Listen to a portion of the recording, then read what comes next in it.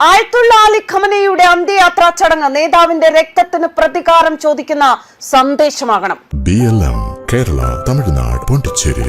Islamic Iran ചരിത്രത്തിൽ ഇതൊരു സുവർണാധ്യായമായി മാറുമെന്നും പ്രതികാരത്തിനായുള്ള ജനതയുടെ ശബ്ദം ലോകത്തിന്റെ ചെവികളിൽ മുഴങ്ങണമെന്നും ആഹ്വാനം ചെയ്ത് പാർലമെന്റ് സ്പീക്കർ മുഹമ്മദ് ബാഗർ ഖലിബഫ്. ഇറാന്റെ മുൻ പരമോന്നത നേതാവ് ആയത്തുള്ള അലി ഖമനയുടെ അന്ത്യയാത്രാ ചടങ്ങ് ശനിയാഴ്ച ആരംഭിക്കുകയാണ്. ലോകമെമ്പാടുമുള്ള പ്രതിനിധികൾ ടെഹ്റാനിൽ എത്തിച്ചേരുമെന്നാണ് വിവരങ്ങൾ. ഖമനയുടെ ശവപ്പെട്ടി ടെഹ്റാനിലെ ഗ്രാൻഡ് മൊസല്ലയിലെ വേദിയിൽ സ്ഥാപിച്ചിരിക്കുന്നു. അദ്ദേഹത്തിന്റെ ജന്മനഗരമായ മഷ്ഹദിലെ ഇമാം റൈസ ദേവാലയത്തിന്റെ ചുവന്ന പതാക ശവപ്പെട്ടിക്ക് മുകളിൽ വിരിച്ചിട്ടുണ്ട്. ഇറാൻ തങ്ങളുടെ പരമോന്നത നേതാവിന്റെ മരണത്തെ കർബലയിലെ രക്തസാക്ഷിത്വവുമായി താരതമ്യം ചെയ്യുന്നതിന്റെ സൂചനയാണിതെന്ന് യുഎസിലെ ജോർജ് ടൗൺ സർവകലാശാലയിലെ ഇസ്ലാമിക രാഷ്ട്രീയ പ്രൊഫസർ നാദിർ ഹാഷ്മി പറയുന്നു. ചുവന്ന പതാക പ്രവാചകൻ മുഹമ്മദ് നബിയുടെ ചെറുമകനായ ഹുസൈന്റെ ത്യാഗത്തെ പ്രതീകപ്പെടുത്തുന്നു. 7-ാം നൂറ്റാണ്ടിൽ നടന്ന കർബല യുദ്ധത്തിലാണ് ഹുസൈൻ കൊല്ലപ്പെട്ടത്. ഷിയ ഇസ്ലാമിൽ അദ്ദേഹം വളരെ ആദരണീയനാണ്. അദ്ദേഹത്തെ 2ാമത്തെ ഇമാമായി കണക്കാക്കുന്നു. കർബല യുദ്ധത്തിലെ ഹുസൈന്റെ രക്തസാക്ഷിത്വം ഷിയ മുസ്ലിങ്ങളുടെ ധാർമ്മികതയുടെ ഒരു പ്രധാന ഉദാഹരണമായി കണക്കാക്കപ്പെടുന്നുവെന്നും അദ്ദേഹം അഭിപ്രായപ്പെട്ടു. അതിനാൽ US ഇസ്രായേലി ആക്രമണങ്ങളിൽ കൊല്ലപ്പെട്ട തങ്ങളുടെ പരമോന്നത നേതാവിന്റെ മരണത്തെ ഹുസൈന്റെ മരണവുമായി താരതമ്യം ചെയ്യാൻ ഇസ്ലാമിക് റിപ്പബ്ലിക് ഓഫ് ഇറാൻ ശ്രമിക്കുന്നു. ഖമനയുടെ ചിത്രങ്ങളും ശവപ്പെട്ടിയിൽ പതിച്ചിട്ടുണ്ട്. അലി ഖമനയുടെ സംസ്കാര ചടങ്ങുകൾ ജൂലൈ 9 വരെ നടക്കും. ഇറാഖിലെ നിരവധി നഗരങ്ങളിലൂടെ അദ്ദേഹത്തിന്റെ സംസ്കാര ഘോഷയാത്ര നടക്കും. ഷിയ ഇസ്ലാമിന്റെ സാർവത്രികമായി അംഗീകരിക്കപ്പെട്ട നേതാവായി ഖമനയെ സ്ഥാപിക്കുക എന്നതാണ് റിപ്പബ്ലിക്കിന്റെ ഉദ്ദേശം. ഖമനയെ അദ്ദേഹത്തിന്റെ ജന്മനഗരമായ മഷാദിലാണ് അടക്കം ചെയ്യുക. ഇറാനിലെ 2ാമത്തെ വലിയ നഗരമാണ് മഷാദ്. രാജ്യത്തെ ഏറ്റവും പ്രധാനപ്പെട്ട മതകേന്ദ്രങ്ങളിൽ ഒന്ന്. ഷിയ ഇസ്ലാമിലെ ഒരു പ്രധാന തീർത്ഥാടന കേന്ദ്രമായ ഇമാം റൈസയുടെ ദേവാലയം സ്ഥിതി ചെയ്യുന്നത് ഇവിടെയാണ്. എല്ലാ വർഷവും ദശലക്ഷക്കണക്കിന് ആളുകൾ ഇവിടെ സന്ദർശിക്കാറുണ്ട്. ഇറാനിൽ ഏറ്റവും കൂടുതൽ കാലം അധികാരത്തിലിരുന്ന രാഷ്ട്രത്തലവനും 1979 ഇസ്ലാമിക വിപ്ലവത്തിന് ശേഷമുള്ള 2ാമത്തെ പരമോന്നത നേതാവുമായിരുന്നു ഖമേനി.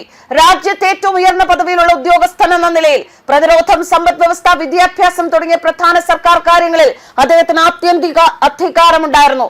3 പതിറ്റാണ്ടിലേറെ ഇറാന്റെ രാഷ്ട്രീയ വ്യവസ്ഥയിൽ ശക്തമായ പിടിമുറുക്കിയ അദ്ദേഹം മിഡിൽ ഈസ്റ്റിലുടനീളം തന്റെ സ്വാധീനം വ്യാപിപ്പിച്ചു. മിഡിൽ ഈസ്റ്റ് സംഘർഷത്തിൽ ഒരു കണക്കനുസരിച്ച് മിഡിൽ ഈസ്റ്റിൽ നടന്നുകൊണ്ടിരിക്കുന്ന യുദ്ധം 500-ലധികം പേരുടെ ജീവൻ അപഹരിച്ചുവെന്നാണ് റിപ്പോർട്ടുകൾ. മിഡിൽ ഈസ്റ്റിലെ അറബ് രാജ്യങ്ങളെ ലക്ഷ്യമിട്ട് ആവർത്തിച്ചുള്ള മിസൈൽ ഡ്രോൺ ആക്രമണങ്ങളിലൂടെ ഇറാൻ US ആക്രമണത്തിന് മറുപടി നൽകുകയാണ് ഇപ്പോഴും. അമേരിക്ക ഇസ്രായേൽ സംയുക്ത വ്യോമാക്രമണത്തിൽ ഫെബ്രുവരി 28-ന് കൊല്ലപ്പെട്ട ഇറാന്റെ പരമോന്നത നേതാവ് ആയത്തുള്ള അലി ഖമനയുടെ മരണത്തിന് 100-ലധികം ദിവസങ്ങൾ പിന്നിട്ടിരിക്കുകയാണ്. 100-ലേറെ ദിവസങ്ങൾക്ക് ശേഷമാണ് അദ്ദേഹത്തിന്റെ സംസ്കാര ചടങ്ങുകൾ വെള്ളിയാഴ്ച ആരംഭിച്ചത്. ഇറാനിലെയും അയൽരാജ്യമായ ഇറാഖിലെയും വിവിധ നഗരങ്ങളിൽ നടക്കുന്ന ചടങ്ങുകൾക്ക് ശേഷം ജൂലൈ 9-ന് മഷ്ഹദിൽ ഖമേനിയെ ഖബറടക്കാനാണ് തീരുമാനം. കഴിഞ്ഞ മാസം ഒപ്പുവെച്ച ഇടക്കാല സമാധാന കരാറോടെയാണ് അവസാനിച്ച ഇറാൻ അമേരിക്ക യുദ്ധത്തെ തുടർന്നുണ്ടായ സുരക്ഷാ ആശങ്കകൾ ഖമേനിയുടെ അന്ത്യകർമ്മങ്ങൾ പലതവണ മാറ്റിവെക്കാൻ പ്രധാന കാരണമായത്. സംസ്കാരം നീണ്ടുപോയതോടെ ഇപ്പോൾ 2 പ്രധാന ചോദ്യങ്ങളാണ് ഉയരുന്നത്. സംസ്കാരം വൈകാനുള്ള കാരണം, 4 മാസത്തിലേറെക്കാലം ഖമേനിയുടെ മൃതദേഹം എങ്ങനെ സംരക്ഷിച്ചു? ഈ മാസങ്ങളിലുടനീളം ഖമേനിയുടെ മൃതദേഹം എവിടെയാണ് സൂക്ഷിച്ചതെന്നോ എങ്ങനെയാണ് സംരക്ഷിച്ചതെന്നോ എന്നാൽ ഇറാൻ ഔദ്യോഗികമായി വെളിപ്പെടുത്തിയിട്ടില്ല.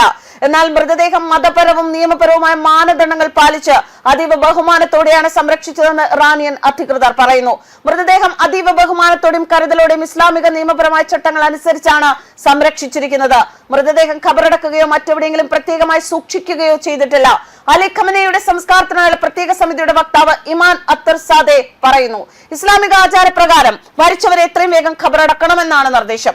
എന്നാൽ അസാധാരണ സാഹചര്യങ്ങളിൽ മൃതദേഹം ശീതീകരിച്ച് സൂക്ഷിക്കാൻ അനുമതിയുണ്ടെന്ന് വിദഗ്ധർ പറയുന്നു.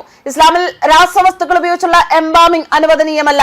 അതിനാൽ മൃതദേഹം രാസ സംരക്ഷണം നടത്തിയതല്ല, ശീതീകരിച്ച് സൂക്ഷിക്കാനാണ് ഏറെ സാധ്യത എന്ന് ഭീകരവിരുദ്ധ വിദഗ്ധനായ ഡോക്ടർ ഉമർ മുഹമ്മദ് അഭിപ്രായപ്പെടുന്നു. അസാധാരണ സാഹചര്യങ്ങളിൽ ഷിയ നിയമം ശീതീകരണത്തിലൂടെ മൃതദേഹം സംരക്ഷിച്ചുകൊണ്ട് സംസ്കാരം വൈകിക്കാൻ അനുവദിക്കുന്നുണ്ട്. പരമോന്നത നേതാവിന്റെ കാര്യത്തിൽ ഇതിന് മതപരമായ പ്രത്യേക ഇളവ് ലഭിക്കുന്നതും എളുപ്പമാണ്. ഫെബ്രുവരി 28-ന് നടന്ന അമേരിക്ക ഇസ്രായേൽ ആക്രമണത്തിലാണ് ഖമേനി കൊല്ലപ്പെട്ടത്. ആക്രമണത്തിൽ അദ്ദേഹത്തിന്റെ കുടുംബാംഗങ്ങളായ കൊച്ചുമകളും മകളും മരുമകനും മകൻ മുസ്തഫ ഖമേനിയുടെ ഭാര്യയും ഉൾപ്പെടെ നിരവധി പേർ കൊല്ലപ്പെട്ടു. വെള്ളിയാഴ്ച ടെഹ്റാനിലെ ഗ്രാൻഡ് മൊസല്ലയിൽ നടന്ന ചടങ്ങിൽ ഇവരുടെ ശവപ്പെട്ടികളും ഖമേനിയുടെ ശവപ്പെട്ടിക്കൊപ്പം പൊതുദർശനത്തിന് വെച്ചു. വ്യാഴാഴ്ച രാത്രി ഖമേനിയുടെ ശവപ്പെട്ടി പൊതുജനങ്ങൾക്ക് മുന്നിൽ പ്രദർശിപ്പിച്ചു. ആയിരക്കണക്കിന് അനുയായികൾ കണ്ണീരോടെ അന്ത്യാഞ്ജലി അർപ്പിച്ചു. വിലാപഗാനങ്ങൾക്കിടെ തലയിലടിച്ച് ദുഃഖം പ്രകടിപ്പിക്കുകയും ശവപ്പെട്ടിയിലേക്ക് പൂക്കൾ അർപ്പിക്കുകയും ചെയ്തതായി റിപ്പോർട്ടുകളുണ്ട്. വെള്ളിയാഴ്ച ഖമേനിയുടെ കുടുംബാംഗങ്ങളുടെ ശവപ്പെട്ടികൾ അദ്ദേഹത്തിന്റെ മുൻഗാമിയായ ആയത്തുള്ള റോഹല്ല ഖമേനിയുടെ സ്മരണയ്ക്കായി നിർമ്മിച്ച വലിയ പ്രാർത്ഥനാ ഹാളിൽ പൊതുദർശനത്തിന് വെച്ചു. ഇറാനിലെ പ്രമുഖ നേതാക്കൾ ഖമേനിക്ക് ആദരാഞ്ജലി അർപ്പിച്ചു എങ്കിലും അദ്ദേഹത്തിന്റെ മകനും ഇറാന്റെ പുതിയ പരമോന്നത നേതാവുമായ വ്യക്തി ചടങ്ങിൽ പങ്കെടുത്തില്ല. യുദ്ധം ആരംഭിച്ചതിനു ശേഷം അദ്ദേഹം പൊതുവേദിയിൽ പ്രത്യക്ഷപ്പെട്ടിട്ടില്ല. ആക്രമണത്തിന് അദ്ദേഹത്തിന് ഗുരുതരമായ പരിക്കുകൾ ഉണ്ടായതായും റിപ്പോർട്ടുകൾ സൂചിപ്പിക്കുന്നു. ന്യൂസ് ഡെസ്ക് കർമ്മ ന്യൂസ്.